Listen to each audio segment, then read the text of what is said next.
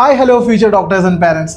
വിദേശത്തെ MBBS പഠനത്തിന് apt ആയിട്ടുള്ള world class medical university പരിചയപ്പെടുത്തുന്ന വിൽബർട്ടൺ എഡ്യൂക്കേഷൻസിന്റെ മറ്റൊരു വീഡിയോയിലേക്ക് നിങ്ങൾക്ക് എല്ലാവർക്കും സ്വാഗതം. ഇന്ന് ഞാൻ നിങ്ങൾക്ക് എക്സ്പ്ലെയിൻ ചെയ്യുന്നത് യൂറോ ഏഷ്യൻ രാജ്യമായിട്ടുള്ള അസർബൈജാനെ കുറിച്ചും ക്യാപിറ്റൽ സിറ്റി ആയിട്ടുള്ള ബാക്കുവിൽ ലൊക്കേറ്റ് ചെയ്യുന്ന അസർബൈജാൻ മെഡിക്കൽ യൂണിവേഴ്സിറ്റിയെ കുറിച്ചുമാണ്. അസർബൈജാൻ നിലവിൽ ഇന്ത്യൻ സ്റ്റുഡൻസിന്റെ ഇടയിൽ വളരെ പോപ്പുലർ ആയിട്ടുള്ള ഒരു MBBS സ്റ്റഡി ഡെസ്റ്റിനേഷൻസ് ആണ്. അസർബൈജാൻ മെഡിക്കൽ യൂണിവേഴ്സിറ്റി അഥവാ AMU അസർബൈജാന്റെ തന്നെ മെഡിക്കൽ ഇൻഫ്രാസ്ട്രക്ചറിനെ വലിയ രീതിയിൽ ഡെവലപ്പ് ചെയ്യാൻ വേണ്ടിയിട്ട് ഒരുപാട് വാല്യുബിൾ കോൺട്രിബ്യൂഷൻ നൽകിയിട്ടുള്ള ഒരു യൂണിവേഴ്സിറ്റി കൂടിയാണ്. നിലവിൽ അസർബൈജാന്റെ വലിയൊരു വിഭാഗം ഡോക്ടേഴ്സ്, ഡെന്റിസ്റ്റ്, നഴ്സുമാർ ഉൾപ്പെടുന്ന ഹെൽത്ത് കെയർ വർക്ക് ഫോഴ്സ് AMUയിൽ നിന്ന് പഠിച്ചിറങ്ങിയവരാണ്. 1930 സ്ഥാപിക്കപ്പെട്ടിട്ടുള്ള ഈ ഒരു മെഡിക്കൽ യൂണിവേഴ്സിറ്റി വളരെ അഫോർഡബിൾ ട്യൂഷൻ ഫീസിൽ ഉയർന്ന നിലവാരത്തിൽ MBBS പഠിക്കാൻ സാധിക്കുന്ന യൂറോ ഏഷ്യൻ യൂണിവേഴ്സിറ്റികളിൽ ഒന്നാണ്. അസർബൈജാൻ മെഡിക്കൽ യൂണിവേഴ്സിറ്റിയിൽ MBBS പഠിക്കാൻ ആഗ്രഹിക്കുന്നവർ മനസ്സിലാക്കേണ്ട യൂണിവേഴ്സിറ്റിയിലെ tuition fees, academics, university recognitions, programme curriculum, entry requirements, living expense, career opportunities എന്നീ പ്രധാനപ്പെട്ട കാര്യങ്ങളാണ് ഈ വീഡിയോയിൽ ഞാൻ നിങ്ങൾക്ക് എക്സ്പ്ലെയിൻ ചെയ്തു തരുന്നത്. Welcome all. നമുക്കാദ്യം അസർബൈജാന്റെ ഈ സിറ്റിയെ നമുക്ക് പരിചയപ്പെടാം.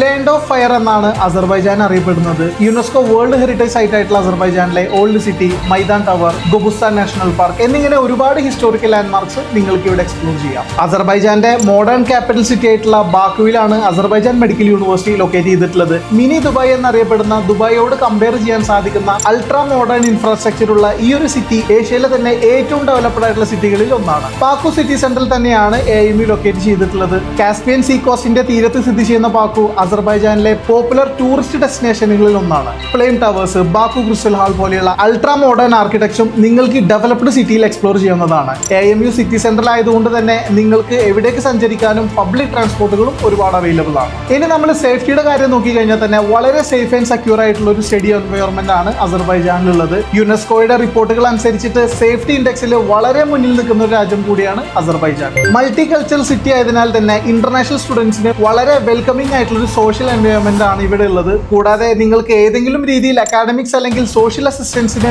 ഇന്റർനാഷണൽ സ്റ്റുഡൻസ് കമ്മ്യൂണിറ്റീസും ഇവിടെ പ്രവർത്തിക്കുന്നുണ്ട്. അതുകൊണ്ട് തന്നെ AMUയിൽ പഠിക്കുമ്പോൾ നിങ്ങളുടെ സോഷ്യൽ ലൈഫും അക്കാഡമിക് ലൈഫും വളരെ കംഫർട്ടബിൾ ആയിരിക്കും. ഇനി നമുക്ക് ഈ യൂണിവേഴ്സിറ്റിയിലെ റെക്കഗ്നൈസേഷൻസിനെ കുറിച്ചിട്ട് നോക്കാം.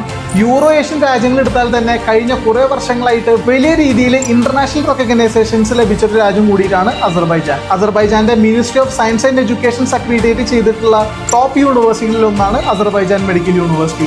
AMEE അഥവാ association for medical educations in യൂറോപ്പിന്റെ മെമ്പറും കൂടിയിട്ടാണ് അസർബൈജാൻ മെഡിക്കൽ യൂണിവേഴ്സിറ്റി.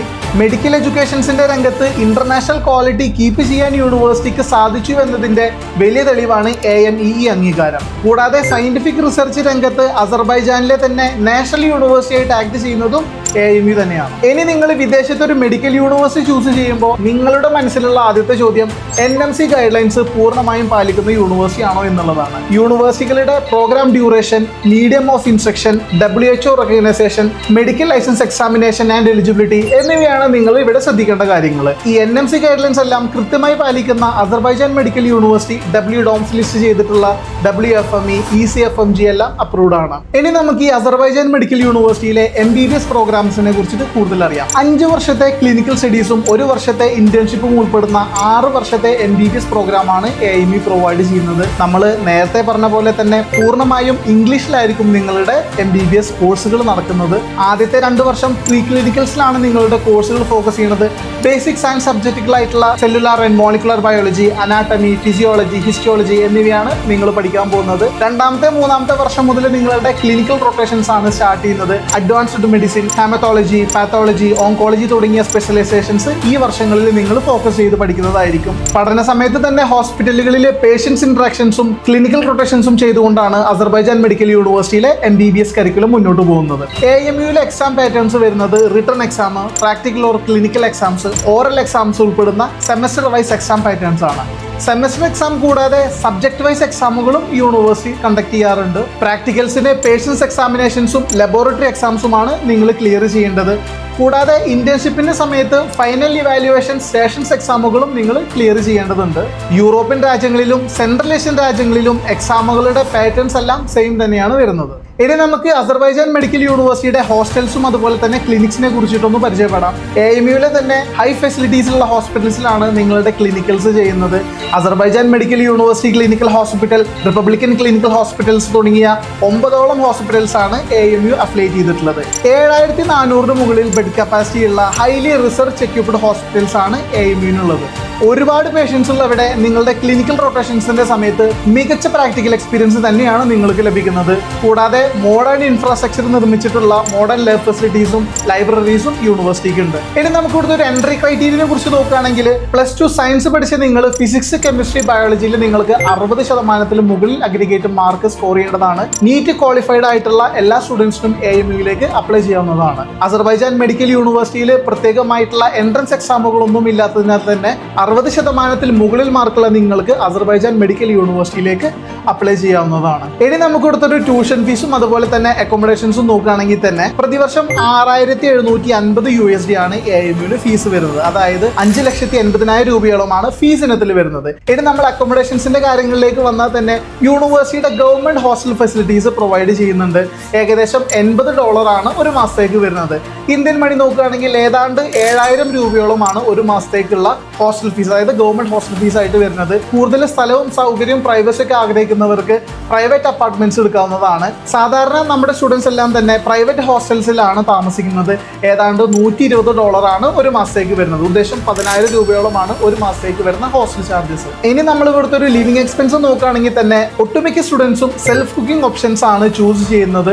നിങ്ങൾക്കുള്ള ഹെൽത്തിയും അഫോർഡബിൾ ആയിട്ടുള്ള ഒരു ഓപ്ഷൻ സെൽഫ് കുക്കിംഗ് തന്നെയാണ്. നമുക്കൊരു മാസത്തേക്ക് വേണ്ടുന്ന ഡയറി പ്രൊഡക്ട്സും ഗ്രോസറീസും റൈസ് പോലത്തെ സാധനങ്ങളെല്ലാം നമുക്ക് ഇവിടുത്തെ ലോക്കൽ സൂപ്പർ മാർക്കറ്റുകളിൽ അവൈലബിൾ ആണ്. സ്റ്റുഡൻസ് സാധാരണ നാട്ടിൽ നിന്ന് പോകുമ്പോൾ തന്നെ ആവശ്യമായിട്ടുള്ള സ്പൈസുകൾ ഇവിടെ നിന്ന് കൊണ്ടുപോകാറുണ്ട്. അസർബൈജാനിൽ റൈസും വെജിറ്റബിൾസും മിൽക്കും മീറ്റും തുടങ്ങിയിട്ടുള്ള നമ്മളുടെ ഡെയിലി ഐറ്റംസ് എസ്റ്റിമേഷൻ ഒക്കെ നോക്കുകയാണെങ്കിൽ തന്നെ മന്ത്ലി ഏതാണ്ട് ഒരു 6000 മുതൽ 7000 രൂപ വരെയാണ് നമുക്ക് വരുന്ന ചെലവ്. അതുപോലെ തന്നെ ഡെയിലി കമ്മ്യൂട്ടിനായിട്ടുള്ള ട്രാൻസ്പോർട്ടേഷന് വേണ്ടിയിട്ട് നമുക്ക് ബസ്സും മെട്രോയും എല്ലാം അവൈലബിൾ ആണ്. നമുക്ക് ഇവിടുത്തെ കാർഡ് പേയ്മെന്റ് സിസ്റ്റം ഉപയോഗിച്ച് ബാക്കു കാർഡ് എന്നറിയപ്പെടുന്ന കാർഡ് പേയ്മെന്റ് സിസ്റ്റം ഉപയോഗിച്ച് അത് റീചാർജ് ചെയ്ത് അത് ഉപയോഗിച്ച് ഇത്തരത്തിലുള്ള പബ്ലിക് ട്രാൻസ്പോർട്ടുകളും യൂസ് ചെയ്യാവുന്നതാണ്. ഇന്ത്യൻ മണി ഏതാണ്ട് 23 രൂപ മുതലാണ് ട്രാൻസ്പോർട്ടേഷൻസിന്റെ ചാർജസ് സ്റ്റാർട്ട് ചെയ്യുന്നത്. ഇനി നമുക്ക് അസർബൈജാനിലേക്കുള്ള ട്രാവലിങ്ങിനെ കുറിച്ചിട്ടും ഇവിടുത്തെ ലോക്കൽ കറൻസിയെ കുറിച്ചിട്ടും മനസ്സിലാക്കാം. ഹൈദർ അലി ഇന്റർനാഷണൽ എയർപോർട്ടാണ് യൂണിവേഴ്സിറ്റിയിൽ നിന്ന് നിയറസ്റ്റ് ആയിട്ടുള്ള എയർപോർട്ട് വരുന്നത്. ഏതാണ്ട് 30 മിനിറ്റ് കൊണ്ട് നിങ്ങൾക്ക് യൂണിവേഴ്സിറ്റിയിൽ നിന്ന് എയർപോർട്ടിലേക്ക് എത്താൻ വേണ്ടിയിട്ട് സാധിക്കും. ഡൽഹിയിൽ നിന്നും ഡയറക്റ്റ് ബാക്കുവിലേക്കോ അതല്ലെങ്കിൽ കൊച്ചിയിൽ നിന്ന് ദുബായിലേക്കും ദുബായിൽ നിന്ന് ബാക്കുവിലേക്ക് നമുക്ക് ഫ്ലൈ ചെയ്യാവുന്നതാണ്. ഏതാണ്ട് ഫ്ലൈറ്റ് ടിക്കറ്റ് വരുന്നത് 25,000 രൂപയോളമാണ്. ഫ്ലൈറ്റ് ടിക്കറ്റ് സീസൺ അനുസരിച്ചിട്ട് വരുന്ന ചേഞ്ചസും നമ്മൾ കൺസിഡറേഷൻ ചെയ്യേണ്ടതാണ്. അതുപോലെ തന്നെ അസർബൈജാനിലെ ലോക്കൽ കറൻസിയാണ് മനാത്ത്. ഒരു മനാത്ത് എന്ന് പറയുന്നത് നമ്മുടെ നാട്ടിലെ ഏതാണ്ട് 50 രൂപയോളമാണ്. സോ അസർബൈജാനിലെ കറൻസിക്ക് നല്ല രീതിയിൽ മൂല്യമുള്ളതിനാൽ തന്നെ ഇന്ത്യയിൽ നിന്ന് പോകുന്ന നമ്മുടെ കുട്ടികൾ നല്ല രീതിയിൽ മണി മാനേജ്മെന്റ് ചെയ്യേണ്ടതാണ്.